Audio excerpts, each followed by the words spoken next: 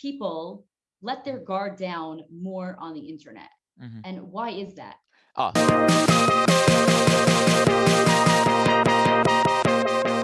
This is Hebrew Hits presented by jtriberadio.com. I'm your host, Malya, and I sit down with people who live by the motto, it's what you do with what you have that makes a difference.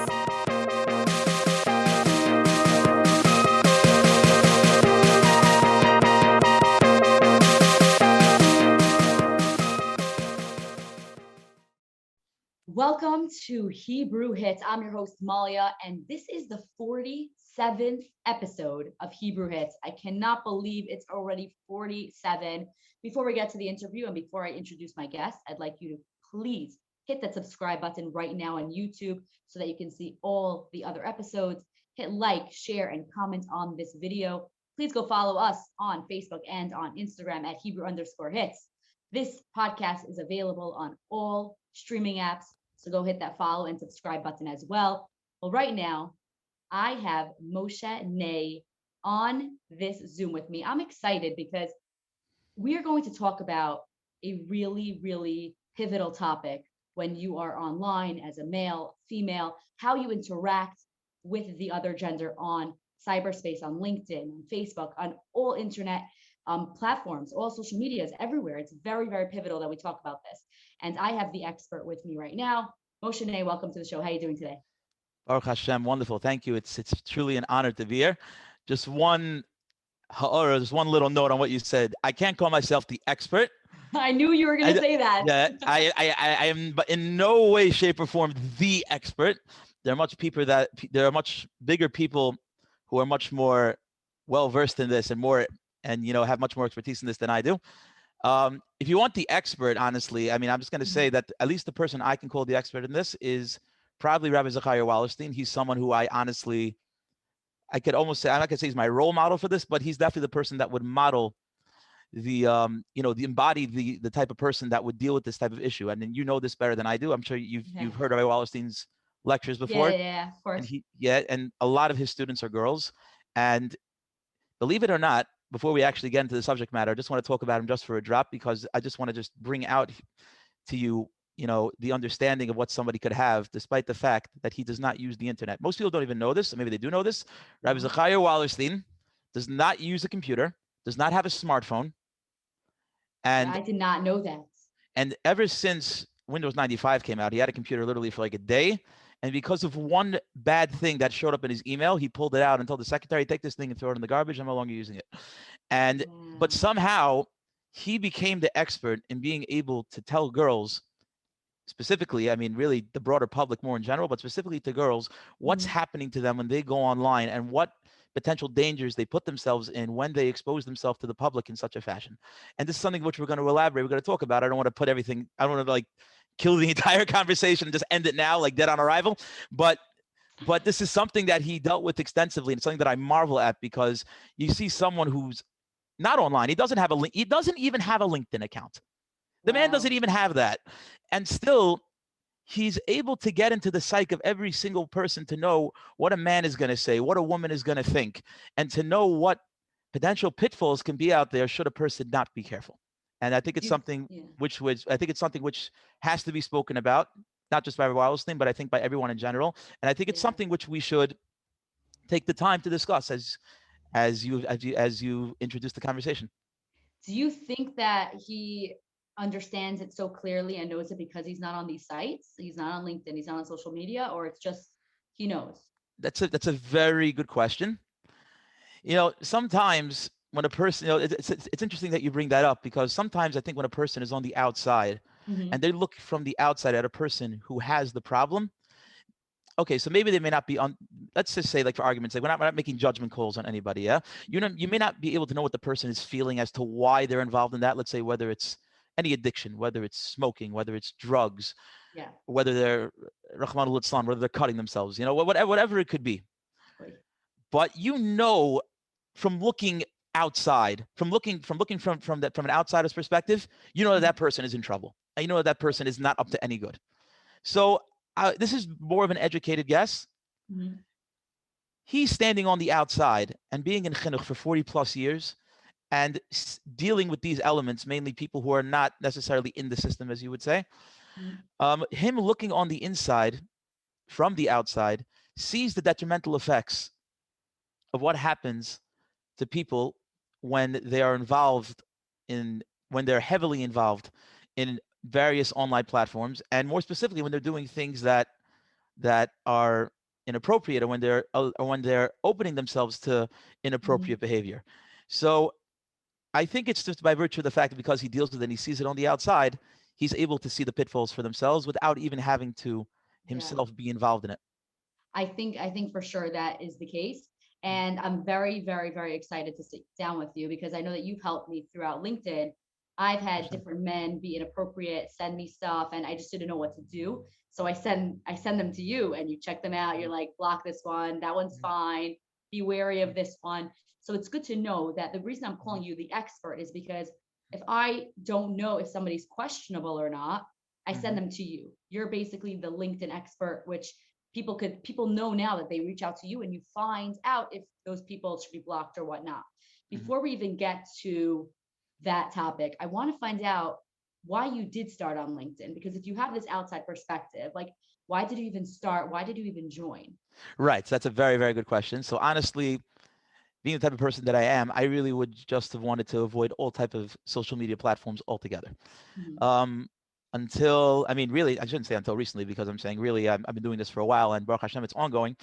Outside of LinkedIn, I am a wedding singer. I sing at weddings in Lakewood, mainly. Cool. Not just in Lakewood. I'm not limited just to Lakewood. I go wherever I'm called, but most of my jobs are situated in Lakewood. So I had to have email just for that, just so I should be able to be in touch with my boss, so he could just send me information. When I mean my boss, I mean to say that let me just clarify that for a minute, because most people may not understand what that means. In Lakewood, many of the halls here run with takanas. They run with strict guidelines about spending, etc. And usually those halls will provide for you a singer and a player, in order so you don't have to go and bring in an outsider, and then everybody kind of saves money on on their weddings. So I am part of one of these takanas packages in Beis Vega in Lakewood, right? And that's really been my main job for the last couple of years, and Baruch Hashem, it's ongoing. But just in order you're busy every single night, you're saying? Like, these weddings happen every night? The weddings happen every night. I'm not the only singer that's on the package, so there are other ones. So it's on an average of 2 to 3 times a week. There are times where I'm busy the entire week, but that really depends on the season. It depends on it depends on a lot of things. If the Rebbeinu Shalom sends it my way, then I'm busy. That's really just that's really just the long and short of it. So I had email just to be able to be in touch with my boss, just to know when the weddings are, to know what the Bali Simcha requested, to know what are my basic instructions. That was really it. But sometimes, like, it comes a time where you have to seek other forms of a livelihood as well. So that's really where I was at. And I like to write, and I decided that I want to be able to pursue a career, some sort of a career in writing. Now you just understand, there are different industries within writing. There's content writing, there's writing articles, there's something called copywriting. Now let's not confuse that with what you see in a book, that this book is copyright. This is really totally off the subject matter, but just to give you a drop of perspective, what this is, a copywriter is someone who writes for marketing purposes. That's really, I know that that's not the only translation. There's a lot of definitions of copywriting, but if you see a good ad out there, you see a good website, there's an expert copywriter behind it. That's all you have to know. Those are the people who put it together. So I decided I wanted to be one of those people too. And I was looking to take a certain course, which was online, obviously. Like, none of these courses are really in books anymore. That's just the type of world that we live in, and that's the reality. And I was a little bit wary about this course, so I actually got in touch with someone who used LinkedIn to their perspective. Her name is Mrs. Michalai Sikowitz. She lives in Eretz Yisrael, and a lot of her clientele is here in America. So after a 20-minute consultation, she gave me a few other resources besides for the one that I was looking into. And then in a follow-up email, she gave me the name of another copywriter, Mrs. Esther Novak from Far Rockaway. And I asked her about LinkedIn. I said, do I have to be there? Because I knew professionals use it. Yeah. And she said to me, honestly, if you're looking to get your name out there, then this is really where you have to be. It's pretty necessary. So then I decided, okay, be it as it may, that, like, I don't like to be on social media apps. Just for the record, I don't have Facebook. I don't have Instagram. I don't have Twitter. And what are all these new ones? WhatsApp. You I don't don't have WhatsApp. No, I don't know what can I show everybody my phone for a second? See this? Wow. I am in the Stone Ages, okay? This is me. All right. By the way, I had that phone. I only got a smartphone a half a year ago. Really? That I didn't know. For the first time ever. It's my first time with a smartphone. So I never had one before either. So yeah, so you see, so I don't have WhatsApp. I don't have any of this stuff I'm saying. And so this was already like the next, like, it was like a new stage, a new level. And honestly, it was like very hard at the beginning because it kind of like takes you over. The way it's anyone who grew up with television at home or who grew up with movies understands that a movie just kind of like sucks you in. You kind of like forget about what's going on. So, while LinkedIn is a positive tool for parnasa, that it still has that downside that you could be busy with it for hours if you don't really have a game plan, and you're just like scrolling and scrolling and scrolling and scrolling and connecting and this. So like it was a little bit of a dizzying experience, at the beginning. But now, Baruch Hashem, I kind of like found my footing and I found my way around. So now like I'm more or less focused on that. And Baruch Hashem, I made a lot of very top quality connections, Baruch Hashem, and but that's why you got started, for copywriting purposes. Yeah. So and how long have you been on LinkedIn for? So I've been on LinkedIn for a little more than a year. I started in September 2019. And so like it's been a little more than a year. And to date, I'm not even counting the amount of connections anymore. It doesn't really make that much of a difference. Something just on that topic, people connect with like thousands and thousands of different, up to like tens of thousands of connections. Yeah. But how many of those people do you really connect with? How many of those people do you really take off of LinkedIn? So honestly, I do have a vast number of connections. And as you can see, we're taking this one off of LinkedIn, Right. or it's going to be going back on LinkedIn too, but, but honestly, I did manage to take a lot of those off of LinkedIn. Some of them actually are friends of mine from before. Nice. Some of them were actually interviewed here. Zezi Fould was one of them. Yaakov Berger was one of them. Yes. Uzi Bodner is a neighbor of mine. Like I'm saying, like these are people that I know. And Baruch Hashem, one thing I can say about LinkedIn, I can't really compare it to other social media apps because, like I said, I never had them. But one thing I can see is that those who are there really just for business are honest to goodness good people. People who are not there, as we'll see soon, people who are not there to waste their time. And we're going to talk about that soon, about those people who are there to waste their time. And that's the heavy topic. That's a loaded topic that we have to discuss. Yes. But they're really just such good, honest, decent people. And they sincerely are trying to help others progress themselves within their various lines of work. And I think it's a very powerful tool for parnasa. And if it's used properly, you can definitely see the proper results from it. I don't remember, how exactly did we meet on LinkedIn? You sent me a message. Are you related to Moshe maybe, right? Exactly. Moshe So so I saw the name Feivelson and I reached out and I asked you if you're related to Moshe Feivelson. I think that's really where it started and where it ended. I didn't really think about it afterwards. But how did I know that I could go to you for help with the men who are like creeping me out? Right. So here's another thing that I do. I'm being pretty vulnerable over here. I'm also Isaac and Shadchanis. And I'm going to be perfectly transparent. Yes. Well, I have not actually made a shidduch yet. I have gotten people to go out. It just means that, by the way, just for all the shadchanim out there, your job is not necessarily to make the shidduch. Your job is to like set it in motion so the shidduch can come about. Because ultimately it's the Rebbeinu Shalom who puts it together. Now I remember what happened. You could say the story. I'm just trying to do my job over here. That's, as a matter of fact, it's like, I don't want to digress too much, but there's a Gemara somewhere. I don't want to say which Masech is in because I don't want to misquote it. Then everyone's going to say like, okay, Moshe, that's it. You're a fraud. You don't know what you're talking about. So if somebody knows where the Gemara is, just please get back to me, okay?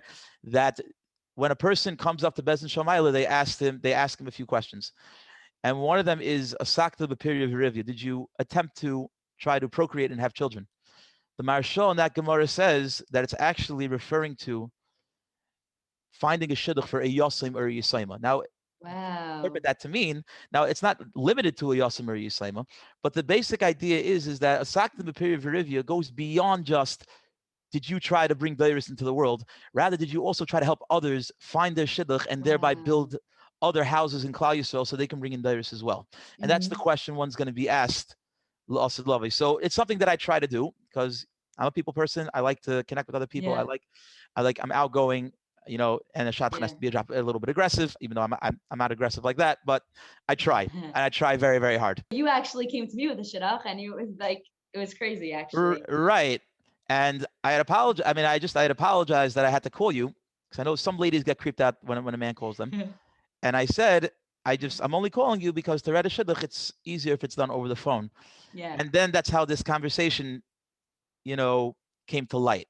Right. I started sharing my stories and things like Exactly. that. And it was only And after then. that's Yeah. right. And then you sent me your article and I was like, wow, oh my gosh. And then we started talking and now I think we were discussing also doing a podcast interview for a while. And now it actually came about that we actually are sitting down, getting to this hot topic, Exactly. which I'm very excited to talk about. So you did write an article called The Rose Among the Thorns. What caused you to write this article? Like you're on LinkedIn for a year, right? Not even by then, you're on for a few months.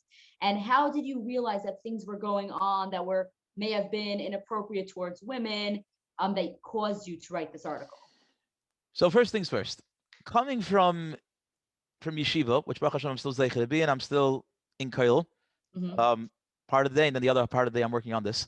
So coming out of there to transitioning into the workforce, you begin to see things, even though, let's say, like, listen, I grew up in the city. I mean, technically the city. I don't know if Queens is really considered in town or not. That really depends who you ask, but that's nitty-gritty conversation, not for now, but whatever. I grew up in Queens. You know what I'm saying? I didn't grow up in a yeshivish atmosphere, but like once already you cocoon yourself in yeshiva, you don't have to be busy with the outside influences necessarily. Now, once you come out of that and you have to kind of confront them, it becomes necessary to know, first of all, to identify what the negative influences are, to be aware of them, and then to know how to block them out or how to counteract them. So it wasn't necessarily about this topic specifically. It was coming from an overall understanding of how a Yid should act when he's online, what he should avoid, and what he could do to cause others, to spare others from seeing things that are otherwise inappropriate. And this was really more of a subtopic, but it came up within it. So there was really a bulk work of a lot of things together. So let me start from the beginning. Yeah. So I came to LinkedIn and I'm seeing things in my feed. First of all, I came there with the naive belief that LinkedIn is strictly for business. Like there's none of this chazarai about posting from riots and from this and from that. Yeah. I learned that really quickly too, by the way. I thought it was strictly businessmen. And then I see people like jumping on here and doing these things. Like, exactly. I'm like, what is this? But you know what? You learn pretty quickly who to follow. Exactly. And who not to follow. But listen, within realm, within reason, it stays within the realm of business. It doesn't really hopefully it doesn't get too out of hand. I can't, again, I can't compare because I don't have any other social media apps. Right. But I saw it was like a little bit out of hand. And over time, I was seeing things that were liked and reacted to by fellow from connections, which like I would never dream of even things like that. I want to call them tame. I'm not talking about pictures. I'm just talking about even like messages and things that like they don't reflect who we are. I remember, I don't know if I can say this on a podcast I'm saying, but I'm going to try to say this very sensitively. Say it and I'll decide later. Okay, fine. All right. A guy liked a post of a lady who posted the following message to one of her fellow connections. I don't even know exactly what it was referring to. Like, so-and-so, I bleeping love you. Like, I don't know if the actual F word wasn't in there. It's an F word. Yeah. They probably exchanged the U for a V or something like that. Okay. But like for me, that was like a lot. I'm like, what are you liking this for? Like, okay, and then you have guys who are cursing. Then you have other things. I couldn't exactly come to terms with the fact that there are people who look like me and act like me, and even guys who don't look like me, that they are engaging with things that are run contrary to a Torah lifestyle, or run contrary to Ashkafas HaTorah, etc. And I can't. And this is why I want to speak to you, by the way, because the people that are reaching out to me are not the. Like I can't even tell you how many people have called me names that you don't call a girl, white shirt.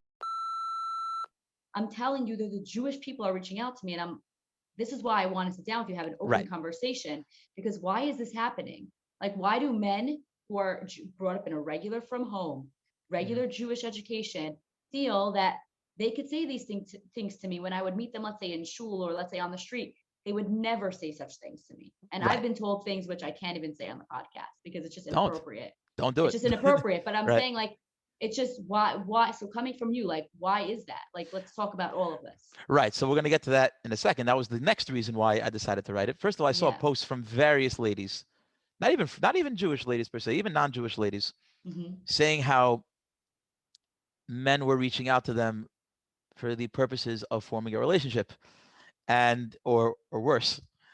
Yeah. And I don't know if one of them came from a firm lady. I mean, I think I didn't see a post from you, but I know obviously that was something we had spoken about. I would never post it in public, like screenshots. Right. It's not my kind of thing. Right. So people had posted about it, and I decided that okay, I want to write an article just because a few things are happening here. Chavetz Chaim writes in his Sefer Chavetz Chaim that there are people who speak Lashon Hara for two reasons. Sorry, there are two types of people who speak Lashon Hara. There are those who don't know, and they're ignorant, and they think that you can't speak Lashon Hara. You can only speak Lashon Hara about what was that again? Oh, Lashon Hara is only about something which is honestly true. But if everybody knows about it, why can't I talk about it? You know? So you something which is okay, they're heterim, but I'm not saying they're heterim, that you have to ask a Rav for. That's not the purpose over here. But there are people who think that, oh, it's true, so I can talk about it. Chavetz Chaim says that Lashon Hara is any derogatory statement that you make about a fellow Jew. Wow. Exactly. So it's coming from a place of ignorance. Then you have the people who learned in yeshiva, like I did, and then they say, don't worry, I know halacha, and I know I can talk about this guy. This guy, he's legitimate Russia. This guy, he's a sicko. I can call him out. And it could be he's really not. And it could be he's really not. Right. And it could be he's really not. You know? And there are other things. So Hein mitzad, the people who don't know, Hein mitzad, the people who do know, you always have people rationalizing why they can do something wrong. Yeah? Right. So I decided, let me highlight the things so the people who don't know will know. And the people who otherwise do know will have a better idea of what's going on. So you asked before, how did I get to the title, The Rose Among the Thorns? Yeah. So that comes from a Rashi in Shir Hashirim. Let me just pause to take it out over here. Trying to remember which chelik it is over here. I think it's in this one. Let me see. I don't own a nach. I only have, it is. Baruch Hashem. Did you open up right to the page? Not mamash right to the page. It's at the very beginning. Wow. At the very beginning. Is it? Actually, no, maybe it's in Perek Beis. Let me just see. I really should know where it is at this point, because at one point in my life I was actually very good. Oh, I found it. I was once very good about saying Shir Hashirim every Friday. I cannot say that I have time to do that at this point in my life. Either I get to it or I don't. It's a good thing to do anyways, because the Rikeach says that saying Shir Hashirim and Erev Shabbos will save someone from the din of Gehenna. So wow. Yeah, big deal. Forget the 40 days thing, just Erev Shabbos. But so what does the Rashi say? So Perek Beis, Pasuk Beis. It's like a rose among the thorns, so is my beloved amongst the daughters. So Rashi over there says, like the rose amongst the thorns, that they try to puncture her. If you ever seen a rose bush, there's always thorns.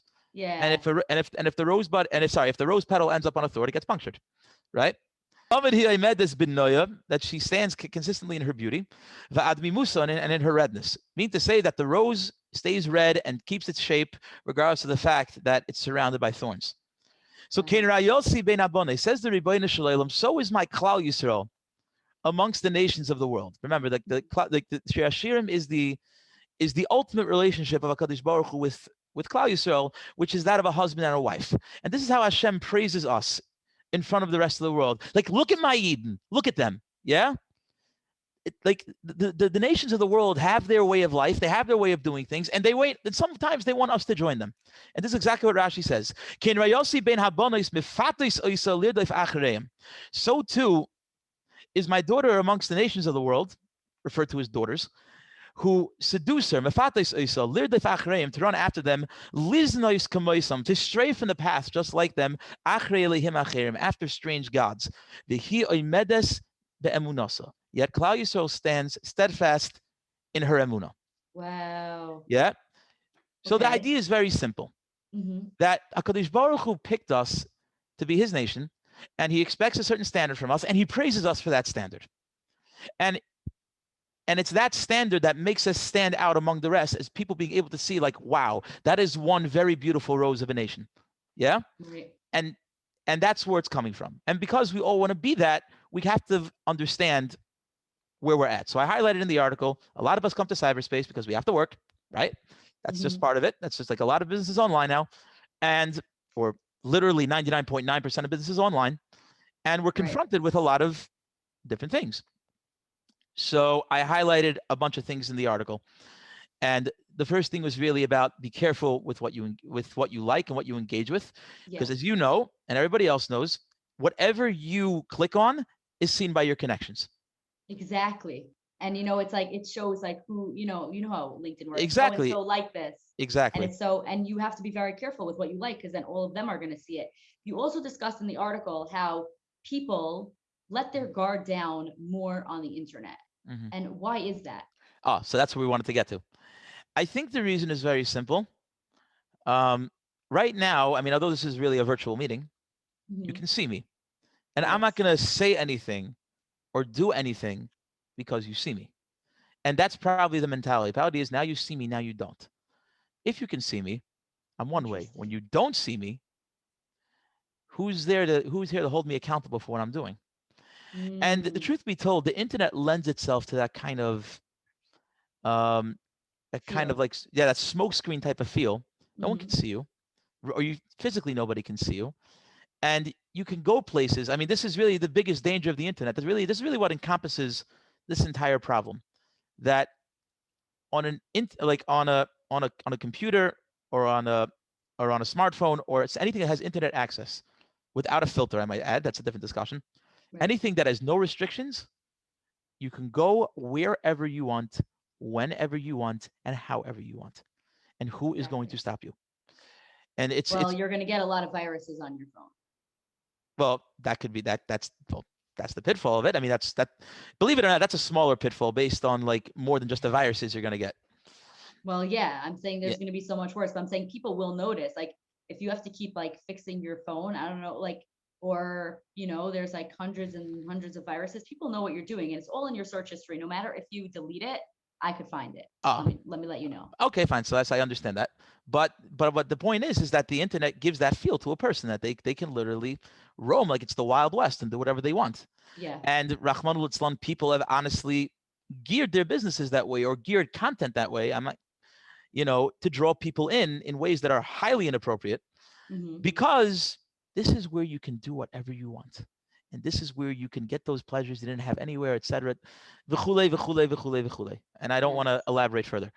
And for that reason, when men come to any social media platform and they see now, wait a minute, now it's not just me imagining. I can make this into a reality. I can actually connect with someone where I hate to say this. I mean, it sounds nauseating to talk about this, but where they have ways of making themselves feel good where they couldn't do it before, they're going to go find a way to do that.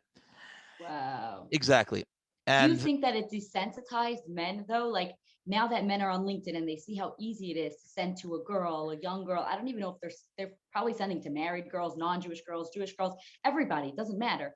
Do you think it desensitized them so that when they do see that person in person, they will still talk to them that way? Like I have a guy literally who messages me the same message, which I will not say on this podcast, every single day. He calls me a name, hello, blank, blank. And I just ignore it. But if I would see him in person, I don't even know who this guy is, but 100%, I think that he would call me that same name because it desensitized him. So it's hard to say. I don't know for sure. That's going to be a hard answer for me to question because it's a hard question for me to answer. Sorry. Oh gosh, getting tongue tied over here today. Okay, whatever. I'm on a roll. But anyways, I guess every person is different. Like I mentioned, I know your brother, so I was spoken to him really about this Indian, and he mentioned something which I also like believe to a certain extent, that not everyone is out to be maliciously evil. No one's out there. I mean, shouldn't say no one. There's some sickos out there. We know them. We know about them. We hear about them, and that's a shiloh whether they should be exposed or not. But that's out of the realm of this discussion.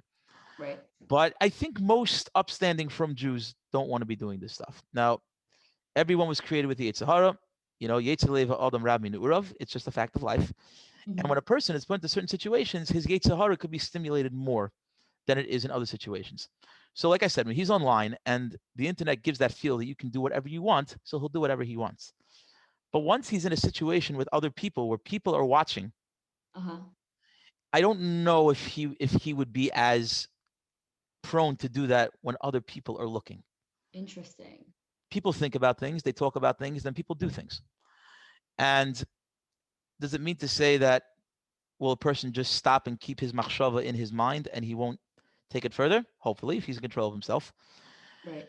Now, is there the potential for him to actually turn that thought and that emotion into something and to actually go out and physically do something, Rahman al to somebody else? Yeah, there's a lot of potential for that. But like Right. I said, if a guy is more or less working on himself and he really doesn't want to be there, it may just stay there. That doesn't mean that it's right. It doesn't mean that he's doing the right thing. He's doing the wrong thing. Right.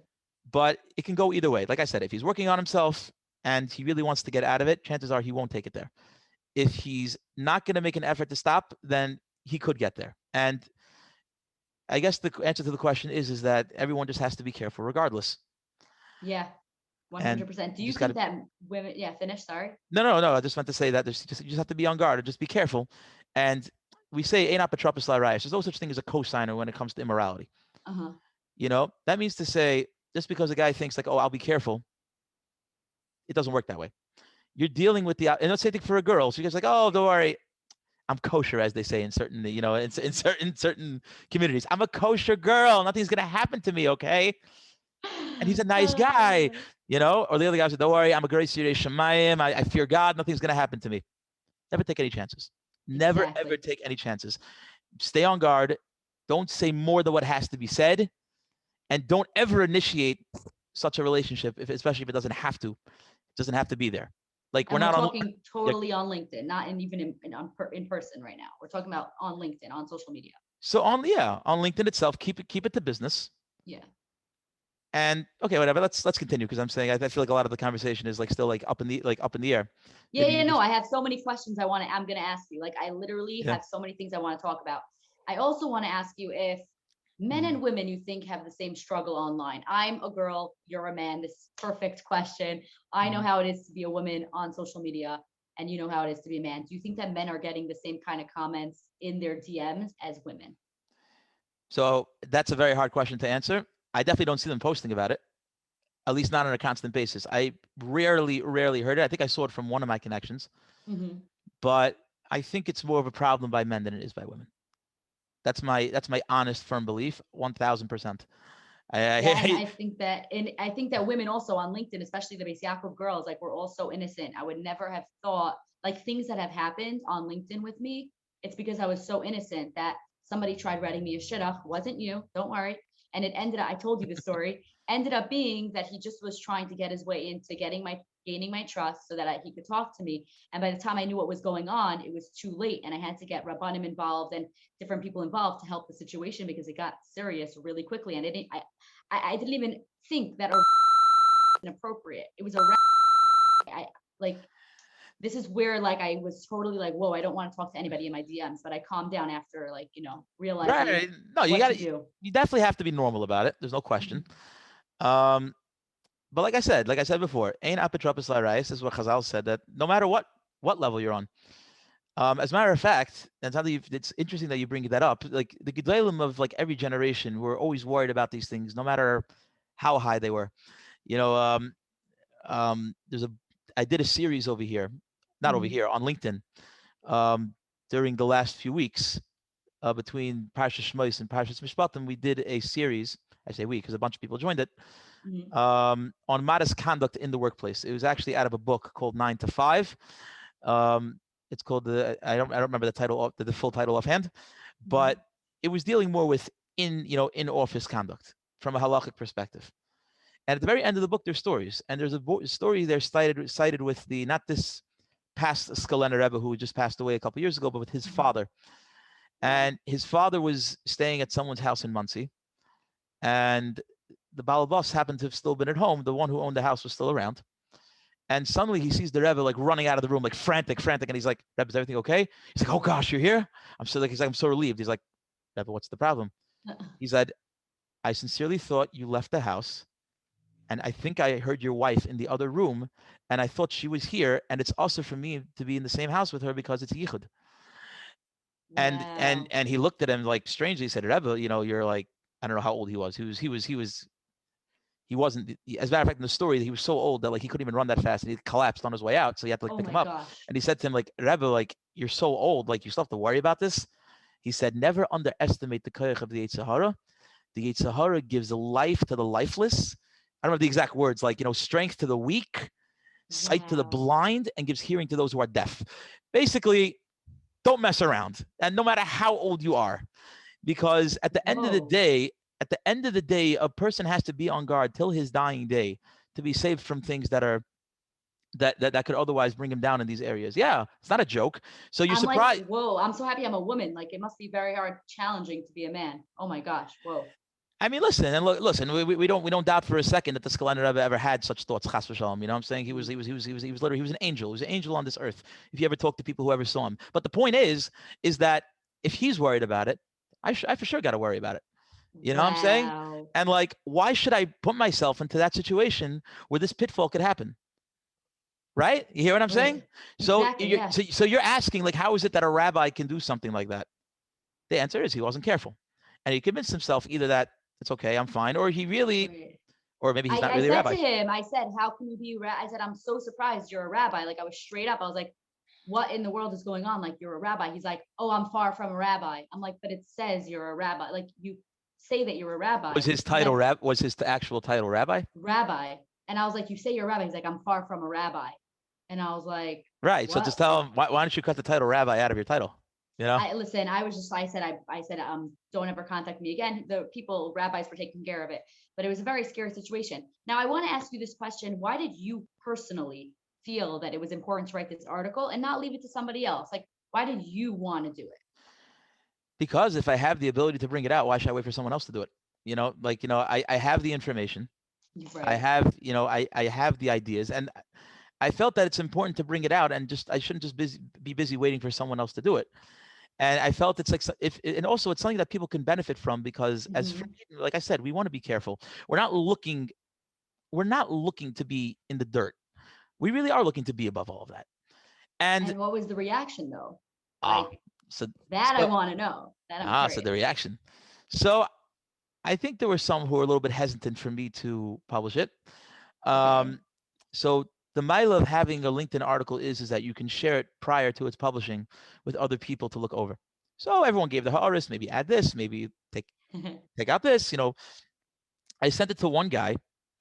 I'm not going to say who it is. I'm just going to pull up the message, and I'm not going to share it with you, obviously. And you're not going to share the screen? No, because then I'll be giving him away. I wouldn't be allowed to do that. No. He's actually a very good guy. I haven't actually met him in person yet, but I see from his content that he's actually a very, very good guy. Very good guy. Yeah. Let me just pull up the message over here. By the way, I hope you don't feel like this conversation is getting a little bit drawn out, but like, there is a lot on this topic. No, hello. I'm excited. I'm really enjoying this conversation. Okay. And this is all going into the podcast. Oh, for sure. Okay. Let me see. So here's what he wrote to me. He wrote to me as follows. He said very nice. He said very nicely written. And then I'm reading you literally word for word what he said. Yeah. Okay? Just listen. So I can't see you right now because I'm looking at my. Okay, no problem. Yeah, fine. I'm afraid it wouldn't go so well when shared on LinkedIn. You'll get an immense amount of hatred from many. It may come across to people not as from as you as elitist. I mean to say that people not as from as I are going to consider this to be like elitist behavior. Elitist behavior meaning that I think I'm better than anybody else. No. And then he says as follows: the outside world does not expect us to act in any of the ways you described. They want us to use first names, etc. That was one of the things I highlighted over there, that while it's not usher, the proper thing to do, at least when addressing the opposite gender in business, is to use to use a title. So he said that he disagreed with that. When posting this, make sure nobody that shouldn't be seeing this ends up seeing it. It can cause a major unnecessary tension. Love the way it's written, very well put, but really not for everyone. That's what he told me. Now, Interesting. Now, what's your take on that? I'm gonna tell. I read it more than once. Okay? And I was so impressed. I was like, this needs to be said. People need to stand up for women. People need to stand up for what is actually going on and not hide the fact. And when you say Miss Feivelson to me, don't call me by my first name. I'm like, that is so respectful. And I also want to say that a guy, I don't even think he was Jewish, reached out to me and he's like, I loved your content and I love that you're pushing yourself and I don't even think he thought he knew I was Jewish. He said, it's amazing that you are pushing out your brand, pushing out, the Malya cam, and you're doing it in a very modest way. He said, most girls on here would wear like clothing that will try to draw a guy's attention. He said, you're literally drawing attention by your talents, not by how you look. Exactly. And I said, that's so interesting. And then I was like, that really corresponded with your article, like perfectly. And I was like, just showing that, yeah, be modest. People appreciate, not like this guy is like saying people aren't going to want to hear it. People appreciate modesty. People are drawn to modesty. They are. So I don't agree what he's saying. I think that everybody could take something from it. Jew, right. Non-Jew, religious, non-religious.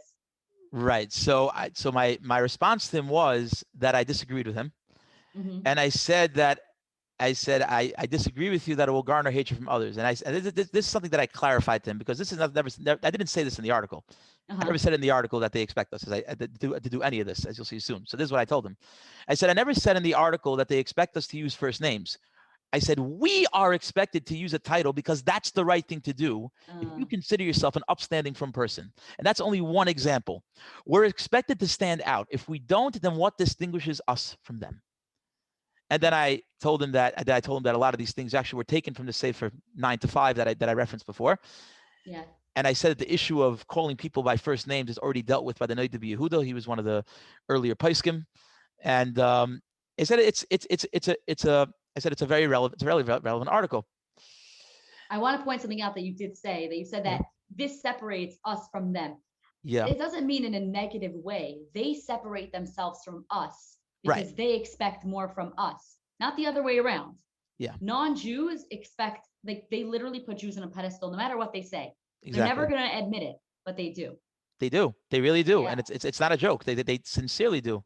Yeah, that's why we have to live up to that, to show that we are more modest and we are, you know what I'm saying? Live to that, what is it called? Live to that level, I guess. Exactly. And then by the way, then the people who come with this big taina about Chilul Hashem, that's another pet peeve of mine, which I like to talk about. There's a very huge misconception of what Chilul Hashem means. Mm-hmm. I guess the way we've been trained is that it means making a good impression for the goyim. That's not what it means. And that's not what it means. And that's one of the things he actually wrote me. He said, if you're truly looking to make a Kiddush Hashem, you need to be very careful when showing it to non-Jewish people.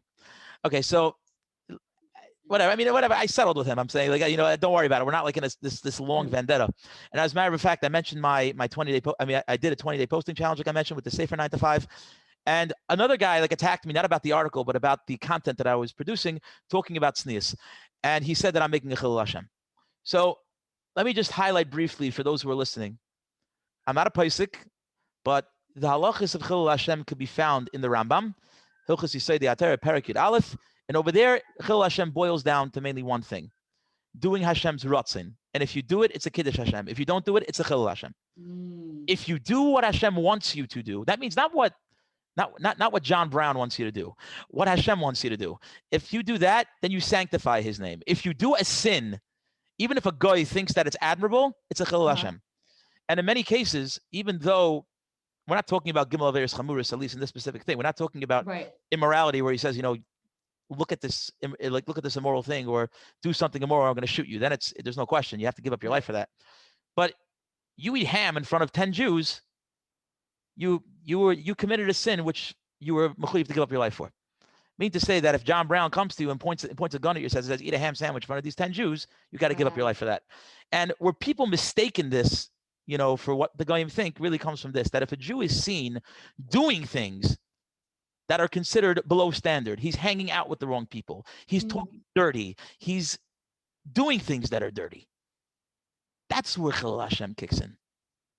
Because then that's where goyim will look at Jews and say, oh, okay, so the Jews also aren't they're not as clean as we thought they were. And that's where Chil Hashem comes. Not because the Goyim have to see that you have a nice haircut or they have to see this. No. You know what I'm saying? A Goy could be as grossed out with your way of life as possible. It doesn't change the fact that you still have to be a Jew, right? Right. And you're a Jew. About Kiddush Hashem though. Kiddush Hashem, Chil Hashem. Right. How can you make a Kiddush Hashem then while you're online? Right. So the way you can make a Kiddush Hashem is just very easy, just to be your own Jewish self and behave in a way that you would want to see other Goyim look at you and say, wow, this is an unbelievable human being. Wow. You know, it has to be a godly human being. You know, like definitely it goes without question. I'm saying, I'm not even sure exactly what the right way is to say this. I'm saying, because like, I don't want to sound like I'm preaching to everybody. You know, I'm saying, I know it's the feel some people are going to get when they see this podcast, like who on earth does this guy think he is? You know what I'm saying? But I don't think I'm anybody. I'm just like simply highlighting day-to-day life of a regular Jew. Like when you walk down the street, let's make sure, obviously be pleasant and be nice, but don't do it in a way that compromises on halacha, and don't do it in a way that compromises on the values that you hold very dear. I'll give you an example. I have a friend who used to work in real estate. Mm-hmm. And there's a whole shaila in halacha about men shaking hands for business. Okay. I'm not gonna get into the intricacies of that to say what's right, what's wrong. All I can say is that the Stipler paskind that shaking the opposite gender's hand even for business is yahareg v'al yaver. You have to give your hand to that. Now I'm not going to say the person that disagree. Reb Moshe also said that it's also. Many others have said that it's also. Is that for men to a woman or women to men? Like a Jewish, does it apply the same way for the women? I can't answer that. That's something I'm qualified to answer. But okay. I imagine it would go both ways. There are those that are matir, but don't do anything without asking a rav. But me and this person, we have the same rav. He's not a chassidish person, by the way. Clean-shaven person. Clean-shaven, regular, whatever. What good chassidish he doesn't have a beard? Come on, seriously. No, I'm not just kidding. Don't worry about it, you know. But seriously, like, you know, he doesn't shake women's hands, and he went on a business trip with someone who was more Heimish looking than him, just to put it mildly, yeah. And they came to this meeting, and they had to close on a deal, and the Heimish guy sticks out his hand, and he shakes the lady's hand. Then she comes to him, and he's not budging, and he says, I apologize, but for religious reasons, I'm allowed to shake hands with you. And she was confused, and she said, but hang on a second, your friend just did it. And without biting an eyelash, he says, there are many different interpretations of the Bible, and my biblical interpretation tells me that this is forbidden, and I can't do it. And she actually respected, said, you know, I respect your answer. That's very admirable of you. And the other guy was like drowning in embarrassment. And he said the guy almost killed him afterwards. Like, how dare you? You embarrassed me. You this, you that, and whatever it was. But you know why he was really embarrassed? Because he blew a massive opportunity to make a Kiddush Hashem, and he didn't do it. Right. And that's I don't think he realized. Maybe he didn't even realize that he should not have done that. It's just so natural for him.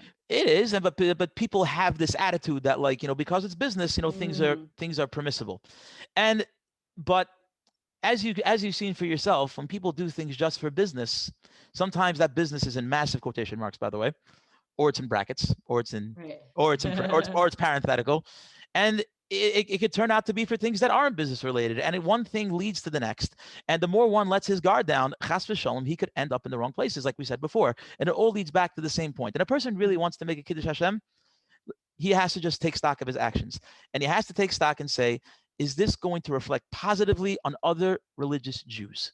Yes. And if it's not, he probably should not be doing it. And I can tell you for myself, I have a non-Jewish client, and I really hope other people hear this, by the way. I'm not embarrassed to say this. Okay. I have a non-Jewish client, a woman who I'm building a website for her, and it's horrific to hear the things that she says to me that other religious people send her. She's not an anti-Semite. She's fascinated with Jews, by the way. She's like fascinated with. She actually wanted to know about Gemara. She wants to know about Tanakh and things. Wow. And I don't know. She's like one of those people that likes to figure things out.